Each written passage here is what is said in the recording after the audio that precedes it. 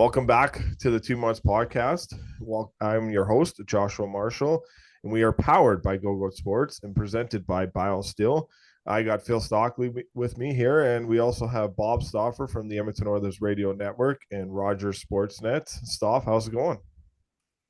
It's going okay. I mean, I got to tell you, it was nuts. I know we were talking before we got started with Phil here, and we were on before the Stanley Cup final, and I thought Vegas would win in five, and they didn't win in five. And Wayne was on our show Monday and talked about it being bittersweet for Oilers fans. Guys, I couldn't even watch it. Yeah. It was once Tkachuk was out, I knew Florida had no chance, and they were going to wilt away in that game. And for me, it was a little painful because there was an opportunity, there was a window for it to happen for Edmonton, and it didn't happen for Edmonton. Yeah. As you guys both know, I work for the Oilers Entertainment Group. We do the show on Ched, we do the broadcasts on Ched. I'm privileged enough to do the intermission stuff on Sportsnet, but I want Edmonton to win. Make no mistake. I also want Calgary to have a really good team because it's great for the province and great for the Battle of Alberta. Yeah. So it's a little hard watching Vegas claim the cup because you're sitting there going, woulda, coulda, shoulda. Yeah. Now, obviously, I know you kind of been talking about this on your show the last little bit with this happening, and obviously, this is 2 years in a row where the Oilers have lost to the team that's won the Stanley Cup, and I think the Oilers are ready in that realm of within next year, the year after that. I think they'll win a Stanley Cup. I'd be surprised if they don't, just the way things are trending. But can you talk about we'll still with the Cup final here in Florida for a second. The 9-3 loss in the Cup final. Can you talk about like the importance of Matthew Tkachuk? And did you see this being the type of player he was when he was in Calgary? Did you see this kind of being that driver, that influencer? That obviously a great year in Calgary last year, another backs it up this year in Florida. But are you a bit surprised with what he's been able to do, or is this something you saw? Even dating back to his time, at the Memorial Cup in Red Deer when I think you were there. Well, you know the story there, right? Chris Knobloch called me after London had eliminated Erie, and he said, "Staff, you guys have the fourth pick in the draft," because he saw the lottery, and I think you should contemplate taking Matthew Tkachuk. I think he basically beat us on one leg. He had a bad high ankle sprain. I went to the Memorial Cup that year in Red Deer. Unfortunately, the two WHL teams weren't good enough. Yeah. Brandon with Kelly McCrimmon. Yeah. And Red Deer. They just weren't good enough in that tournament. And London was the best team, and Dvorak and Marner played on that line with Tkachuk, and they dominated it. I had a conversation with an Oilers executive after the game and said, we have to consider Tkachuk at 4, don't we? And the sense I got was that individual saw him further down. Now he likes Sergachev, and Sergachev has turned out they like Sergachev, that staff that year. So the situation turned out to be the situation. As for what he did, Josh, this year, when he was the first couple of years in Calgary, I thought he did some dirty things, and maybe wasn't always accountable for it. But after in the 1920 season, he started to take that stuff on. You know what I mean? Like, he actually went through a period where he fought more in a span of a year and a half than Zach Kassian did. Yeah. And then what that line accomplished last year was ridiculous. That Goodrow, Lindholm, Tkachuk line, they're the best line in the NHL during the regular season. Yeah. And so we're all thinking, okay, everybody had Calgary beating Edmonton in that second round playoff series, and Tkachuk had the hat trick in game 1. I think he hurt his hand, and I think that the Oilers had the right type of top 6 forwards to push back on him, and then he requested the trade. I wouldn't have bet against Florida at the start of the year to have made it to the final because they won the President's Trophy a year ago. Correct. But I would have bet it against them with a week left in the regular season when they didn't control their own destiny. They finished 17th in the league. Calgary finished ahead of them. And Bobrovsky caught lightning in the bottle in the series against Toronto and Carolina. They just played a way deeper and better team in Vegas. I mean, the Florida Panthers had Mark Stahl in their second pairing and Radko Gudas in their third pairing. And they made it to the 5th game of the Stanley Cup final. Yeah. And a large part of that was Matthew Tkachuk. Yeah, and Bobrovsky standing on his head, because we had this in our internal chat. It's like, what do you? I don't know where you come out on this. Is, do you need a stud goaltender? Do you need that top 10 goaltender? Or, because I don't know if how many people are giving Aiden Hill the credit where credit's due, but is he in that? He's not. He wasn't in that realm going into the playoffs. Maybe he's that. Maybe this is where, he puts his name on the map, and he's a bona fide starter for the next 5 years. But where are you at with goaltending and going forward? And are we going to see a trend here with Vegas? Eichel had the 67 points, well-balanced team, copycat league. Where are you out on this? Well, we'll start with goaltending. I think you need two goalies in the West for sure because of the travel. Yeah. Aiden Hill's represented by Jerry Johansson. How lucky for Jerry, right? If I'm Vegas, I all day find a way to get him re-signed. You have to re-sign him. I think Logan Thompson and Aiden Hill will be their goalies of the future in Las Vegas. I do think Vegas is going to be a very good team for years to come. They're deep. I also think Colorado is going to be better, and that's what makes not winning this year even more painful for me for the Oilers, because Colorado was out, and I think they're going to reload.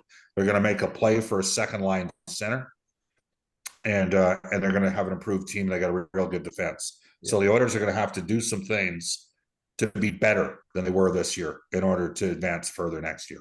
Yeah. Let's get to our Edmonton Oilers report, sponsored by Shadified Salon and Barbershop here in Edmonton, the official barber of the Edmonton Oilers, and they are dying for you to go in and get your haircut, Bob. I know you and I talked about this. Oh, really? Yes. So Shaddy wants you to go get your haircut at the Northside location. He's been, every time I'm in there every 2 weeks, he's like, you got to bring Bob. You get your haircut every 2 weeks? I do every 2 weeks. Yeah. What about you? Look at those. Get your haircut every 2 weeks? No, I'm a once a year kind of a guy. Yeah. Yeah. I would have never thought twice that a year right now. I just got it cut. I just got it cut like about a month ago. It's getting a little longer, but and look at Bobrovsky. He's got the frosted tips and everything. I think you should go for that, Bob. They did it back with Shaddy, but they really want you to go in, Bob. So if maybe I can pull your arm enough. Here. I've had the same establishment cut my hair for 12 years now. It's costly. There's my hair shouldn't be this dark, if you know what I mean. Yeah, exactly. Well, Shaddy will take care of you free of charge. So if you want to go in, Bob, we'll take care of you. So take you up on it. But anyways, and his brother Mo is the guy that cuts the hair for the Oilers. But to our Oilers report, so obviously on Insider Trading tonight, Darren Dreger reporting that the Oilers are in on Brett Pesci with the Carolina Hurricanes. Yeah. I don't know where you're at on that one, Stauffer. Well, I would never second guess Darren because he's got great sources. So let's establish that. But here's the situation for Edmonton. They have limited cap space. And I know Cody Ceci didn't have a great playoffs. He's $3.25 million cap hit. But that's kind of what you get for that kind of money. Yeah. And so I think Pesci would probably garner $6 to $7 million as a UFA on the market. You're probably looking at moving out. You'd have to move out Ceci and at least another forward. I don't know how you do that. I don't know how you make that happen. But I will say this: Pesci's a really good two-way defender. He's got excellent analytics, as do a lot of the Carolina players. So it makes sense, but it's going to be hard to do. Yeah. Where are you at with Foegele, Yamamoto? Obviously a great re-signing for Derek Ryan and the Oilers organization. And I know you're really close with Derek Ryan. We'll get to him because Phil has some comments he wants there. But, that in a part of the Insider Trading tonight, Darren Dreger did talk about the Oilers would maybe be shopping Foegele or Puljujarvi Yamamoto to get some cap space. But where are you at with those guys? Do you think you maybe bring them back for another year and try it again? Or are you kind of, reloading how maybe some of that top six looks or bottom six looks? I think if you read between the lines of Daniel Nugent-Bowman's piece in The Athletic, Ken Holland kind of inferred that the Oilers were going to have to, I don't know if it was Nugent-Bowman's or Spector's piece, but they were going to have to move out the contract just to get cap compliant. Okay. Now there's an outside chance the cap ends up being like 84.5 instead of 83.5. Mm-hmm. I think we're headed down a path where it's inevitable that something has to give between Yamamoto and Foegele. And remember, Fogel's a 6'2" forward that can play both wings, and he had a decent playoff. Like, he was on a good line with McLeod and Ryan. Yeah. I do think McLeod will probably get a 3-year deal, and he's an RFA. And I think Bouchard's probably looking at a 1-year deal, and he could hit the home run on that. But then we see a significant jump in the cap next year. So, something's got to give for Edmonton to get cap compliant. And that's part of the reason why Derek Ryan got an extra year, but he took a substantial pay cut in the process to get that, just to help out, to give a little bit of money back, to give Ken Holland a little bit more wiggle room. Phil, I know you got some Derek Ryan questions and some fan questions as well. So toss the puck over to you. Yeah, we'll start with the fan questions really quickly. So my brothers, Tim and Rob, I told them I'd give them a shout out on the podcast today. So hi to Tim and Rob. They love the Oilers, and it breaks their heart that I'm a Flames fan. But my brother Rob wants to know. Wait a sec here. I'm doing a podcast with a Leafs fan and a Flames fan. Yeah. I am truly in enemy territory, aren't I? Exactly. Yeah. Oh, we've lost Bob. We've lost connection. Yeah, I'm just joking. Bob's lost us. He's gassed us. He said, "That's it. That's what I mean." Yeah, exactly. So my brother Rob, he says he wants to know. Jay kept to the man-to-man D, which really burned us against Vegas. Do you believe that the coaching staff is going to address that and change some tactics, and do some more zone defense this upcoming season? I think that I know this. I know enough about Jay Woodcroft. I don't like speaking for others, but I've had a chance to have a lot of conversations with Jay over the years, and he takes his craft very seriously, and he's always looking at ways to involve and get better. Vegas did a real good job 5-on-5, and the Oilers have to find a way to improve that in terms of the matchup. One of the things that happened, they're giving up too many shots from the point earlier in the season. They got some forwards that aren't great shot blockers, some wingers, and they were giving up. So what they elected to do was play the wingers up higher and give less space to the defensemen, but that created more 3-on-3 down low, and a lot of it was 1v1. I believe in modified zone. In a perfect world, your left side defenseman covers the middle half of the ice to the left boards, your right side defenseman, the middle half of the ice to the right side boards. Your centerman comes down low and support. The other thing about zone or modified zone is everybody knows where they are when you get puck possession, and it makes it quicker on transition. I would not bet against Jay Woodcroft to make some subtle changes to how Edmonton defends. I know that Nashville was much more passive defensively, where Matthias Ekholm came from. He was on Oilers now this week. And I wonder whether or not you might see, like you take a look at that game against Vegas in game 6, and there were a couple times where Marchessault was seemingly all by himself, and the Oilers had an overload of 2 defenders on one side of the net. And my guess is you'll see a little bit of a tightening up there. So there's the answer to that question. Perfect. And then my other brother, Tim, he says, do you think Holland's blowing smoke, or do you think he's really going to make a big push in his last year? I feel like with the cap space, like how would he make a big push this year? What could he do? Well, it's a tricky one, because you need a part, like if you take a look at Ken's track record, the last substantive in-season trade deadline deal he made was back in 2008 with Detroit when he got Brad Stewart. They won the cup that year, and then they signed Stewart to an extension. So like last year at the deadline, he got Kulak. They signed Kulak to an extension. This year they got Ekholm and basically give up 2 number ones. Shave for a late number 1, who, by the way, was playing with a shoulder injury during the Memorial Cup.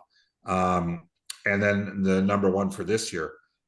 What I could foresee happening is the Oilers potentially targeting a player that was spent a lot of time injured last year that could sign a heavy bonus-induced contract, that they could have him on a low base on the cap, and then maybe hopefully having about $750,000 to $1 million in cap space, because as you guys both know, they were in LTIR last season. Yeah. And that would accrue somewhere between $3 to $4 million by the deadline, and then getting creative to add either a forward or a defender at that point. But I do believe the team will focus on trying to improve defensively.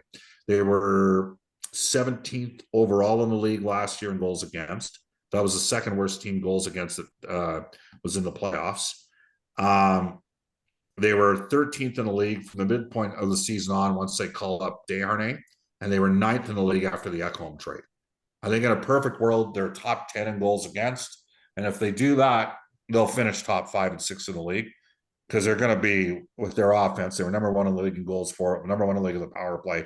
My expectation is they'll be top 3 in both those categories next year. So if they can become a top 10 defensive team and they're a top 3 offensive team, they got a chance to win. There you go. Which kind of leads me to my question with Derek Ryan. You know, you got to think the guy must have some real belief in this team to sign that deal here. He must have left a few bucks on the table to stay in Edmonton, hey? I would suggest you, Phil, that the players have belief in him. Yeah. I mean, this is you know what I mean? This is a guy, I want you to think about this. He didn't start playing to the NHL until he was 29. He's up to 500 games in the league. I would assert to you he might have been their best winger in the series against Vegas. Don't forget he missed the first game. The Oilers were flat in that performance. Fogle, McLeod, and Ryan analytically were about a 60% shot share in the series against Vegas. They did a good job. And they were even in goals for and against. They were a little bit unlucky in terms of the old PDO heater. I think realistically, Derek's a 4th line right wing at this stage in his career, but he's a utility player and he's the lowest maintenance guy in the world. You don't have to worry about him. And I know the top players respect his path and his passion. So it's not just him believing in the Oilers, it's the Oilers believing in him bringing back a 36-year-old player. 100%. And when he played for Calgary, like that was like one where I'm like, just, can we please re-sign Derek Ryan? Like he's just, like you said, so versatile, so awesome in the bottom 6, and absolutely like broke my heart when he signed in Edmonton. So you know, they did offer him a deal, Phil. You know that they offered him another year, another contract. Yeah, and but you know what? Like I'm really so happy for the guy. Like he's been really good to us. Like we went to a morning skate and he was the only Oiler that came out and talked to the kids, spent time, signed every autograph, took every picture. Just like you said, the players probably really respect him. I know the fans really respect him. I know us at the Too Much podcast like really respect him too and love him. So we're really proud of him, happy for him. It's a great story. Yeah, what kind of community guy is he, Stauffer? I know you've known him for a while here. Well, he's some of the people that don't know. He's the only Latter-day Saint that I know of in the NHL. Yeah, like I know he goes to church. I mean, when you have your own family, sometimes it's not as easy to, you know, volunteer an excessive. Like we also have a community found, like everybody that works for the Oilers, and we're all part of the Oilers Community Foundation. So a lot of that is driven through that. I can't reinforce, you know what you're going to get from him.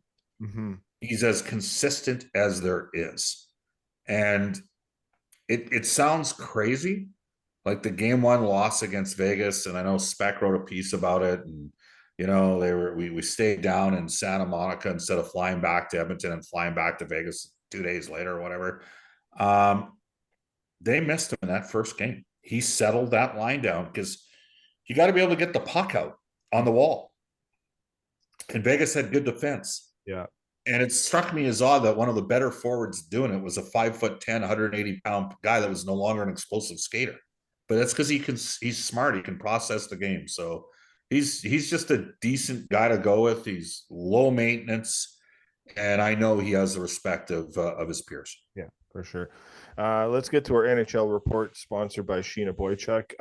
Obviously, some tough news here locally, Stauffer, with the news of TSN 1260 and what happened there. And can you kind of speak to, you know, you have a lot of friends on that side. You were a part of that station for quite some time when it was the other name and whatnot. And there's other, you know, you had a great show with Speck there, but and a lot of quality individuals over there, but it's a tough part of the business. I was texting with Tom Gazzola today, and yeah, he had said the same thing too. But any kind of thoughts and what you know, how tough this is for our city here in Edmonton? Well, you know what, you know my feelings. It's not the Battle of Alberta; it's the Battle for Alberta. I want Edmonton and Calgary to have really good teams. I want Vancouver to have a good team because it means more in Canada. I'm not disappointed to see Todd McClellan be successful in Los Angeles. Mm-hmm. And when it comes to radio, like I believe in radio, and yesterday it was a brutal day. That's all there was to it. It was awful, you know, and I felt for those guys. And it's interesting because I think back. So I got my start at 1260 back in 2003. Technically, first on the air in November of early December of 2002, because the World Junior Camp was going on. I'll never forget it. I lined up Joffrey Lupul, who later would play for the Maple Leafs, as you know, Josh, and he there was a miscommunication in the time, and he was at the he was at the World Junior Camp, and he wasn't able to do the interview. And I'd met Kevin Lowe and talked to him probably 2 or 3 times before. And the Oilers had played Ottawa on the Sunday night, the night before I was on the Monday. So I'm filling in for Bryn Griffiths because he had to deal with a family matter.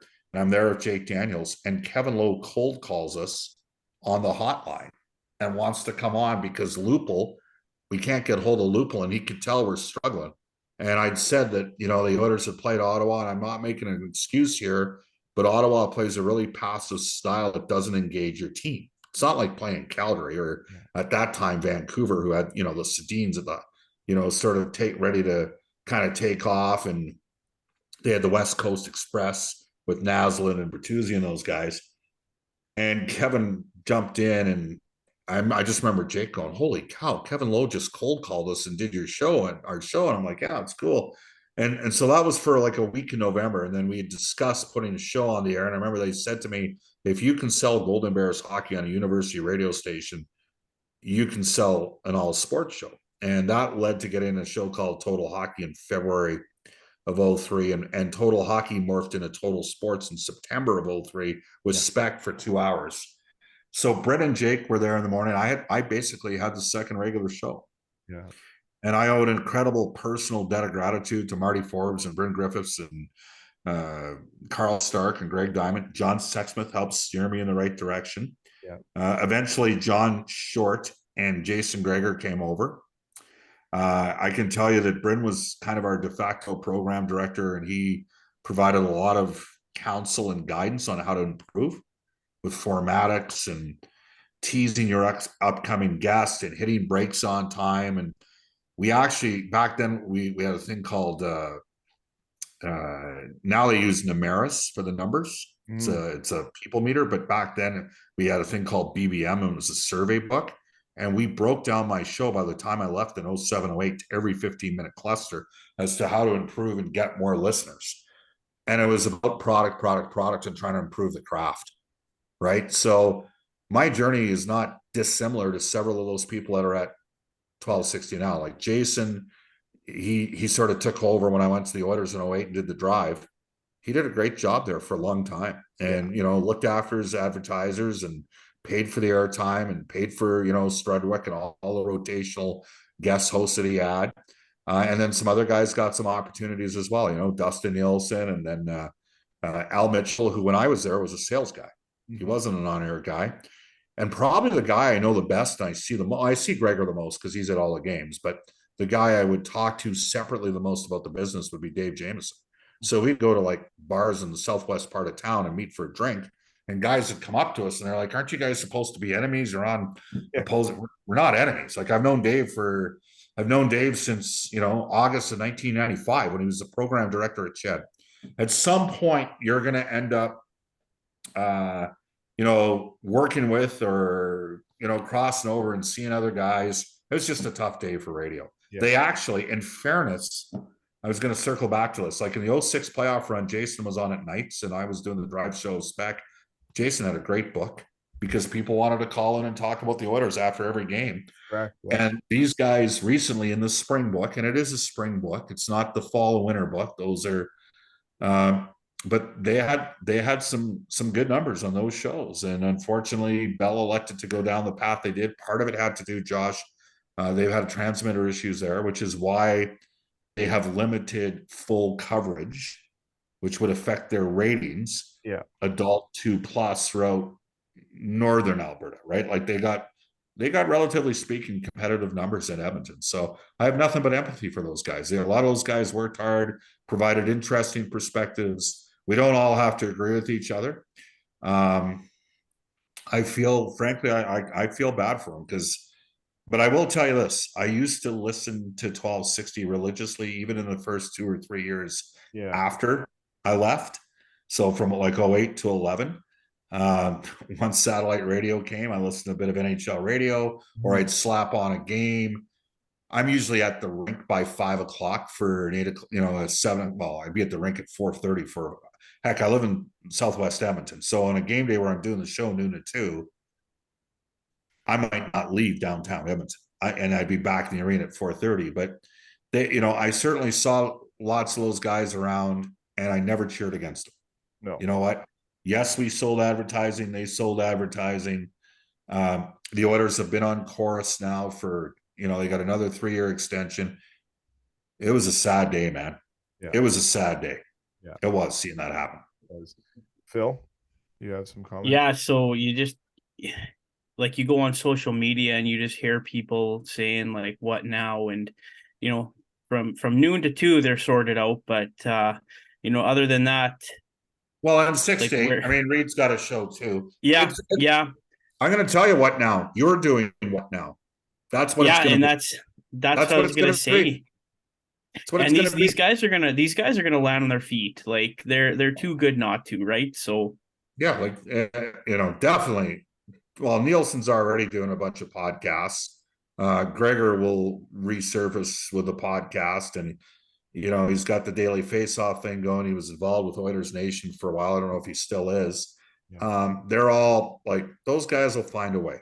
And again, I can tell you, in Dave Jameson's case, like, he did an unbelievable job as a communications and marketing director for the Edmonton Eskimos. He did a great job for them. He was terrific at that. And he was the program director at Ched in 1995. Yeah. But the guy's got a lot of talent. So he's reinvented himself a couple times. It sucks. Like, radio cheers for radio. You know what I'm saying? Like, there's not guys sitting there saying, "Oh, the competition's." It's not like that at all. It's a difficult thing, and you're seeing, like, with Rashad's podcasts. You guys have the 2 months podcasts. Josh tells me the numbers all the time and what sort of viewership you get. This is the way of the future. I can tell you that right now. And it's accessible. Like, and look at your numbers for your podcast too. Not only, like, obviously, the live show that's going on from noon to 2, but how many people are dipping into it. Like, we always try to release our episodes at midnight because we have thousands of fans or hundreds of fans or whatever that want to, work night shift or whatever, that want that episode at midnight to, and then when you wake up in the morning, it's right there for you. So, that's kind of the creative side that I've tried to learn. How we publish our stuff is put it out at midnight, and then you're gonna get some good numbers. You've actually taught me a little about. I mean, it's funny. I will tell you that.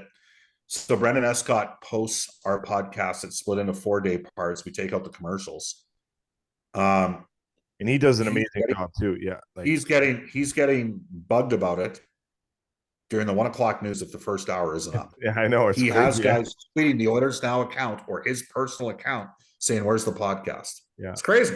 Yeah, it's nuts. Yeah, I've seen want it now, Bob. They want it now. Yeah. Hey, I missed your interview with Elliot a couple of weeks ago, and I was like, "Where is it?" And boom, it was like right there.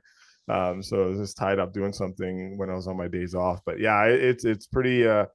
You're right. This is where it's going to go, and I still love the live radio stuff. I still love the and you have had some great guests, and I know we're going to stick to the Oilers theme here because this has been an eternal thing in our chat, and I didn't get into it last time because it kind of got brought up last time you were on. Frank Cervalli from the Daily Face-Off, Tuesday contributor on the Oilers Now.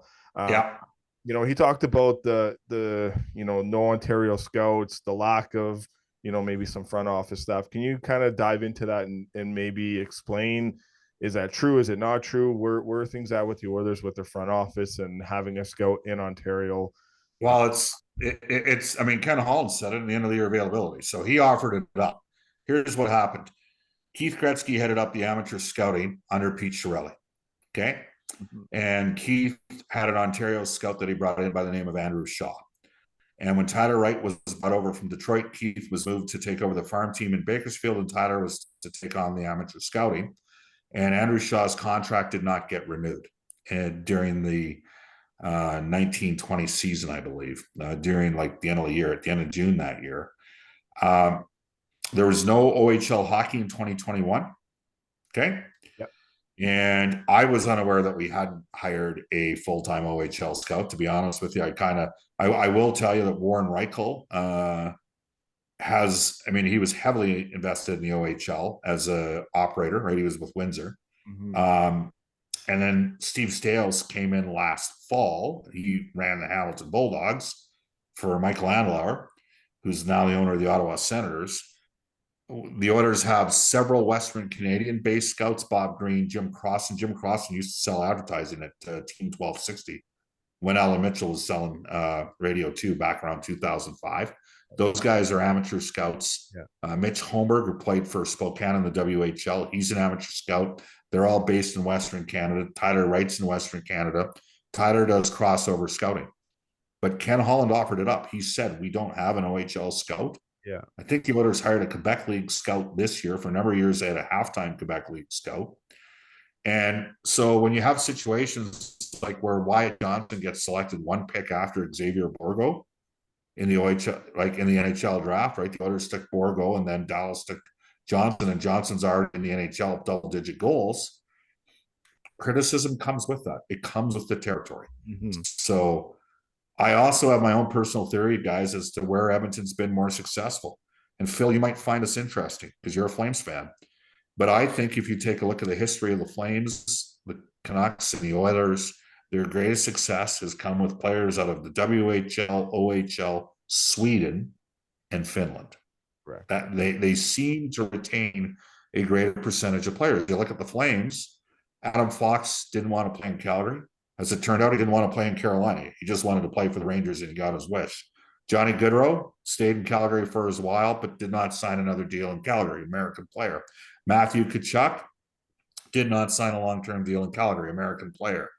We heard the JT Miller rumors. I personally believe the Canucks made a mistake keeping JT Miller over Bo Horvat. I would have keeping Bo. For me, I would have keeping Horvat. I think it's incumbent upon the OHL's got roughly 14 and a half to 15 million people to choose from in one province alone. Yeah. Right. So let's say, there's just a deeper pool of players, and there's only 20 teams in the OHL. To me, that would be an important league to keep an eye on. So I think it's going to get rectified that they'll have a full-time scout. I've given you the chronological order as to what happened, as to the best of my knowledge, as to what I can remember. And it's understandable that criticism comes, the Oilers' way when information like that gets out there. Well, that's good. Good to clarify it up, give a little bit more of a conversation and kind of insight in what that looks like and how that can be fixed and going forward. So, Phil, I know you want to talk to Stauffer about Jerome McGinley, and I know Stauffer is a big Jerome McGinley fan, but I'll toss the puck back over to you here, and then we'll finish up with the Leafs. But go to you here, Phil, with Iggy coming in. Well, before we get to Iggy, I believe last time we had you on, you mentioned a name, and it did come to fruition with Ryan Huska being named the new head coach of the Calgary Flames. What can Flame fans expect out of him, and what do you know about him? Detailed, today's coach. And, Phil, I look at Calgary, and they finished ahead of Florida in the standings this year. Mm-hmm. Their American Hockey League team went to the conference final. They were the best team in the Pacific, or whatever. They went to, I guess, ultimately who they ended up losing to. They lost to Seattle's farm team, but they were top two team out in the West all year long. Calgary's organization under Brad Treliving did a lot of really good things. They had a competitive team. They've placed an emphasis on competitive players. The job of the coach is to get the most out of the players. Darryl Sutter is a Hall of Fame coach. It's won 2 cups. But he didn't get the most out of that team this year. He'd be the first to tell you that. Comes with the territory. They get a younger voice. And I look at Jay Woodcroft, second best record in the NHL since he became head coach February 10th of 2022. I think Calgary is going to take a big step forward, assuming they don't have, a mass of guys departing the organization. Like, do I think Hanifin stays? I don't know. Another American, right? There you go. Another American. But Markstrom signed there in part because of Lindholm, right? Remember that. So those guys are buddies. I think their combination of Conroy and Huska, if I were owning that team, that's what I would have done. I would have gone with one of Conroy or Brad Pascal, and I would have gone with one of Huska or Mitch Love or Kirk Muller. Yeah, because I think that they'll get faster up to speed with those combination of individuals, and probably be a super competitive team fairly early in the season next year. Mm-hmm. And then so they bring in Jerome McGinley today too. Yeah. I'm trying to Bosco, what was his official role? Do you remember what they said exactly? It's like advisor. He's an advisor. And it same with so Shane. what would same as Shane Doan in Toronto, right? So but so good move by the Flames. You kind of saw Jerome McGinley coming back at some point in the future here, but what kind of a role would a special advisor do for a team? I could foresee a scenario where next year, not this season, but next season, by that point, Jerome McGinley will move back to Calgary and become the president of the Calgary Flames. He just spent the season coaching Rink in Kelowna. His son, the one that the Edmonton Oil Kings drafted, was on that team. That's the same team that had Keaton Verhoff, who's a 6'4", 200-pound right shot defenseman. He's only played D for 3 years. He was the 4th overall pick to Victoria. Jerry Johansson's got him. Those two guys, his kid and Keaton live with him. And I think the plan is he's going to be in Kelowna this year. FYI, his own son got traded to Kelowna from the Seattle Thunderbirds. So they didn't play him much in the playoffs. I think he got into 3 playoff games, didn't play in the Memorial Cup. They had a deal very quickly after the Memorial Cup, and he's going back to Kelowna. So I could see, it would not surprise me if Jerome was the advisor for a year, and then a year from now became the president of the Calgary Flames. Yeah, I think it would be a good fit for him for sure, and good to have him back. And obviously Shane Doan steps into that role in Toronto. Kind of thoughts on what that role kind of entails. And as Chris Johnson reported today on his podcast that Brad Treliving was in Arizona, met with Austin Matthews. So we'll get to your Shane Doan coming in first, and I want to get your thoughts on this theory with Austin Matthews, because Brian Hayes and Mike Johnson. And Mike Johnson was a former contributor to Oilers Now too. Had a heated debate the other day on their show. But thoughts with Shane Doan stepping in with Brad Treliving? I think there's more of an opportunity for Shane in Toronto, and a lot more security. I mean, the Maple Leafs spend money. They've got unlimited resources. I mean, they're basically co-owned through MLSE by Rogers and Bell. Yeah. Okay. So they're not fighting the battle that Shane was a part of in Arizona. I mean, that's, I know the Morellos have a connection to the casino, the gaming industry. Yeah. I think there's going to be challenges there. I still wonder whether or not, and I realize there's different family dynamics in terms of who owns the respective teams between the Suns and the Coyotes. But I wonder whether or not a common ground at some point couldn't be met between those two groups. But I mean, come on, if you're Shane Doan, the Maple Leafs have wherewithal that is not matched in the league, and in fairness to Kyle Dubas, they were doing cutting edge stuff, right? So the reality is, for me, I think Brad Treliving emphasizes the exact thing Toronto needed more of, which was compete and buy-in from their top guys. And I think that that's going to be part of the messaging. So I think it's a great opportunity for Shane Doan. Yeah, I agree. All right, let's finish up on this. This might be a heated debate too. I don't know, but well, what did they say? What did John? Well, give me what was Hayes' stake and what was Johnson's perspective? Yeah, so the theory is because Austin Matthews signed his first deal after his entry-level deal was a 5-year deal. So Brian Hayes goes, I don't know why it's always this guy, meaning this guy, Austin Matthews, in this situation in Toronto, because the next contract that's up, it seems to be more of a 3-year deal or maybe a 6-year deal. But Johnson thinks it's going to be a 3-year deal around $42 million is what his kind of view is in his eyes.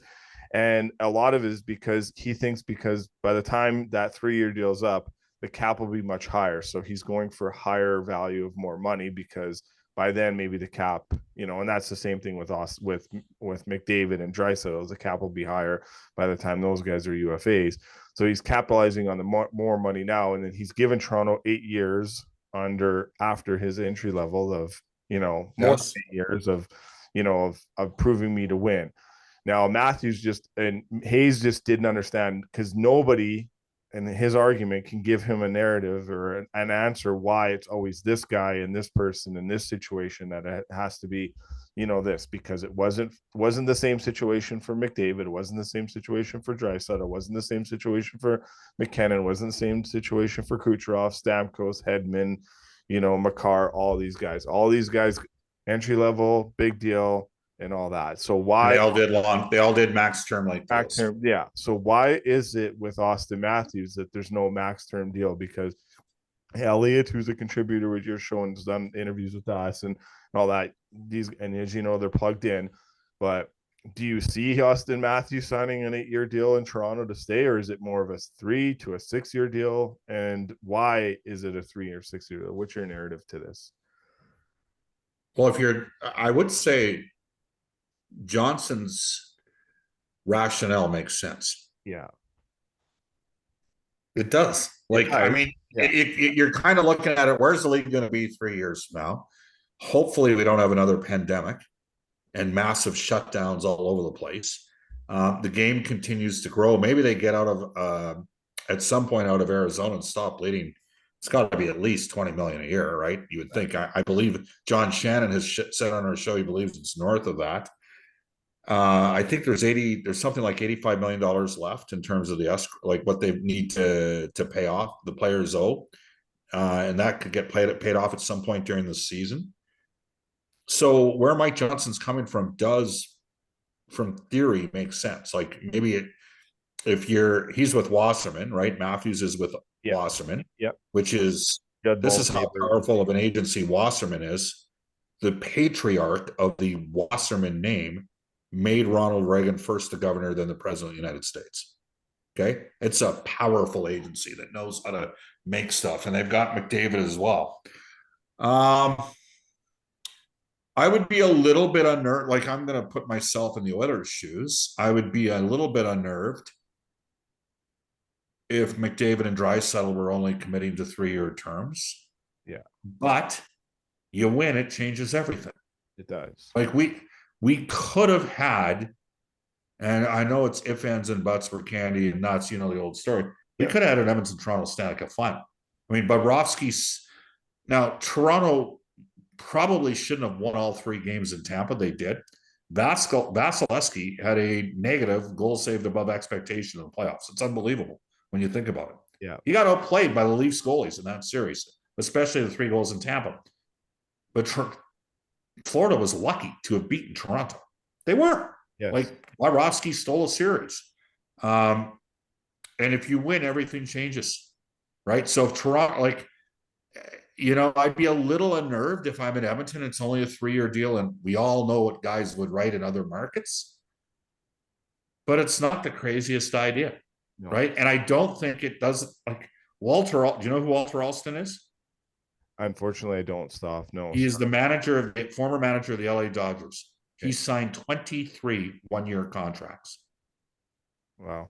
For the Dodgers, when they were the second best baseball team in the world next to the Yankees. Yeah. Okay. And the logic was it helped keep him hungry. Mm-hmm. He didn't get complacent.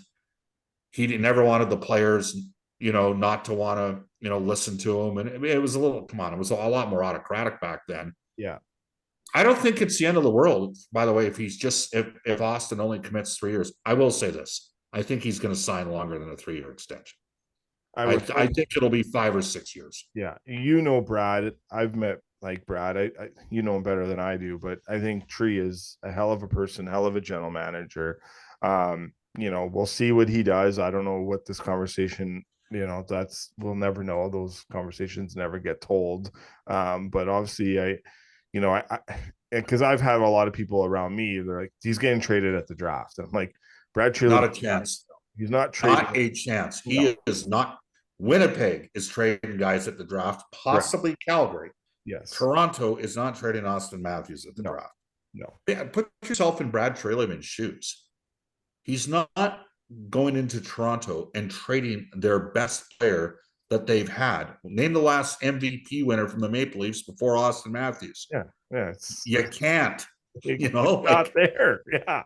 Like, how long has it been, right? Yeah. He's gonna block slap shots in the nude to get Austin Matthews extended at minimum to 3 years. It is an interesting suggestion from Mike Johnson, and he was a very good guest on our show. Yeah. And is one of the top color guys in the league.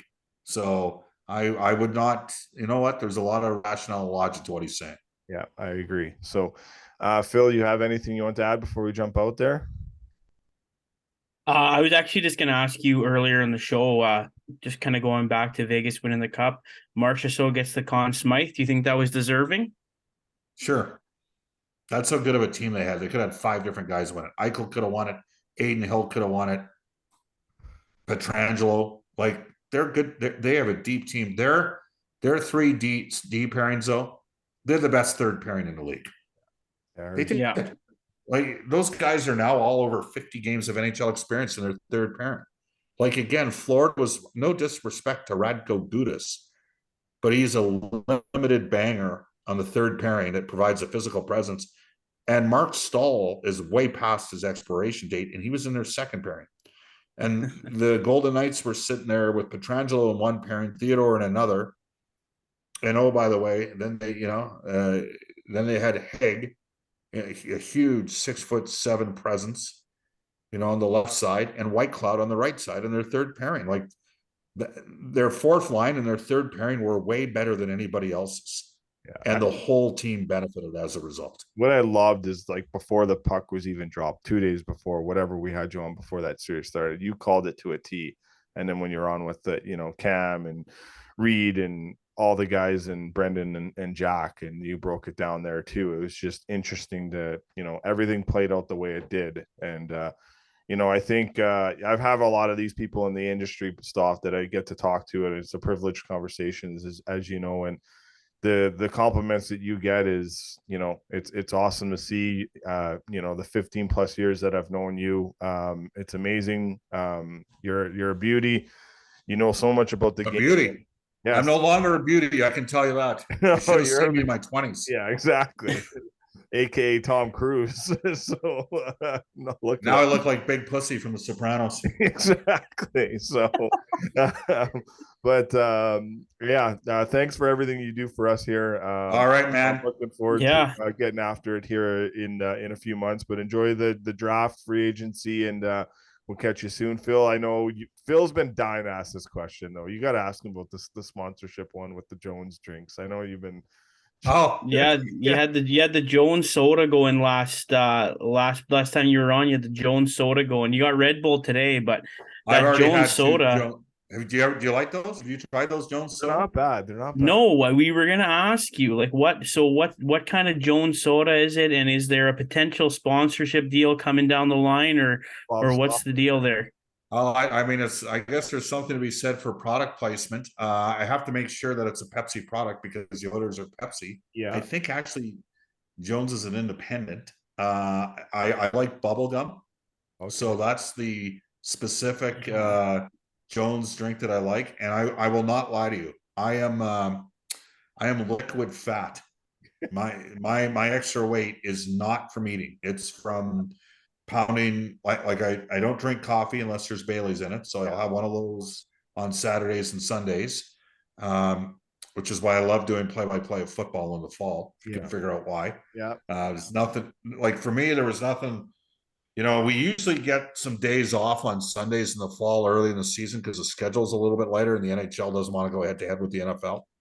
And there's nothing quite like going to the Safeway by my place and picking up what we need for the morning, because usually I pick up takeout for dinner on Sundays, and then coming back, and we have a bonus room in our house, and my wife has 3 cats, and even though I'm marginally allergic to them, they're all up here, and they sit there and they watch football with me, and I pound a Bailey's and coffee and then a Red Bull and have a couple Jones sodas during the course of the first games, where I'm switching back and forth and watching about 5 different games at a time.